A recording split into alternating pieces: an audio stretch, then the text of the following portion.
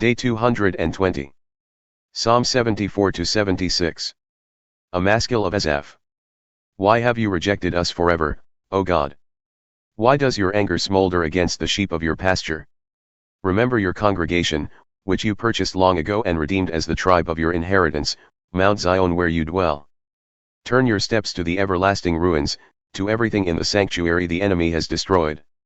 Your foes have roared within your meeting place, they have unfurled their banners as signs, like men wielding axes in a thicket of trees and smashing all the carvings with hatchets and picks. They have burned your sanctuary to the ground, they have defiled the dwelling place of your name. They said in their hearts, we will crush them completely. They burned down every place where God met us in the land. There are no signs for us to see. There is no longer any prophet.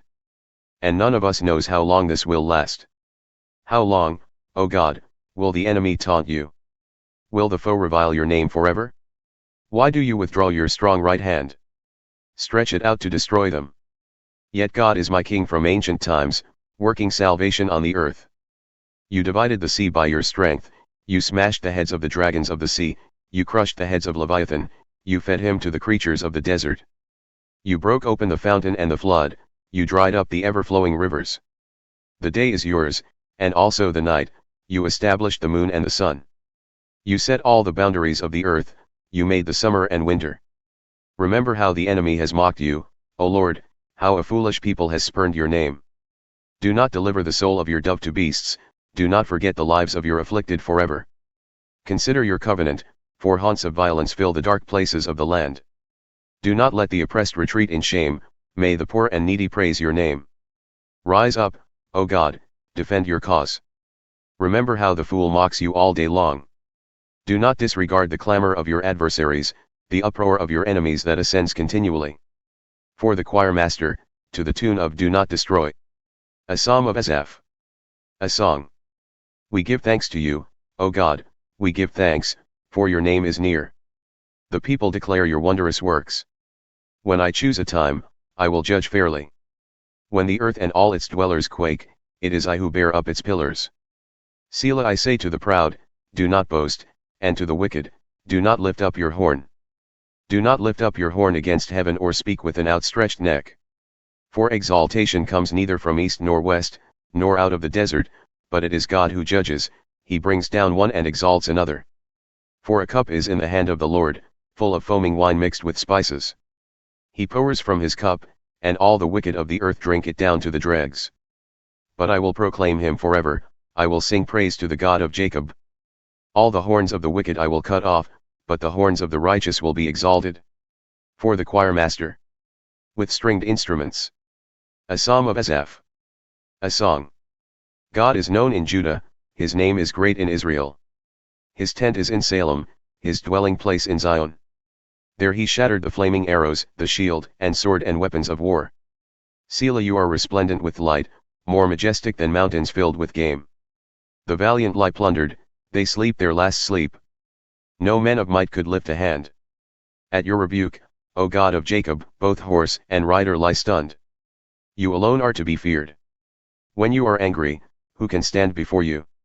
From heaven you pronounced judgment, and the earth feared and was still when God rose up to judge, to save all the lowly of the earth. Selah Even the wrath of man shall praise you, with the survivors of wrath you will clothe yourself. Make and fulfill your vows to the Lord your God, let all the neighboring lands bring tribute to him who is to be feared. He breaks the spirits of princes, he is feared by the kings of the earth. Romans 9 verses 16-33. So then, it does not depend on man's desire or effort, but on God's mercy. For the scripture says to Pharaoh, I raised you up for this very purpose, that I might display my power in you, and that my name might be proclaimed in all the earth. Therefore God has mercy on whom he wants to have mercy, and he hardens whom he wants to harden. One of you will say to me, then why does God still find fault? For who can resist his will? But who are you, O man, to talk back to God? Shall what is formed say to him who formed it, why did you make me like this? Does not the potter have the right to make from the same lump of clay one vessel for special occasions and another for common use? What if God, intending to show his wrath and make his power known, bore with great patience the vessels of his wrath, prepared for destruction? What if he did this to make the riches of his glory known to the vessels of his mercy, whom he prepared in advance for glory, including us, whom he has called not only from the Jews, but also from the Gentiles. As he says in Hosea, I will call them my people who are not my people, and I will call her my beloved who is not my beloved, and, it will happen that in the very place where it was said to them, you are not my people, they will be called sons of the living God. Isaiah cries out concerning Israel, though the number of the Israelites is like the sand of the sea, only the remnant will be saved. For the Lord will carry out his sentence on the earth thoroughly and decisively. It is just as Isaiah foretold, unless the Lord of hosts had left us descendants, we would have become like Sodom, we would have resembled Gomorrah. What then will we say? That the Gentiles, who did not pursue righteousness, have obtained it, a righteousness that is by faith, but Israel, who pursued a law of righteousness, has not attained it. Why not? Because their pursuit was not by faith, but as if it were by works. They stumbled over the stumbling stone, as it is written, See, I lay in Zion a stone of stumbling and a rock of offense, and the one who believes in him will never be put to shame.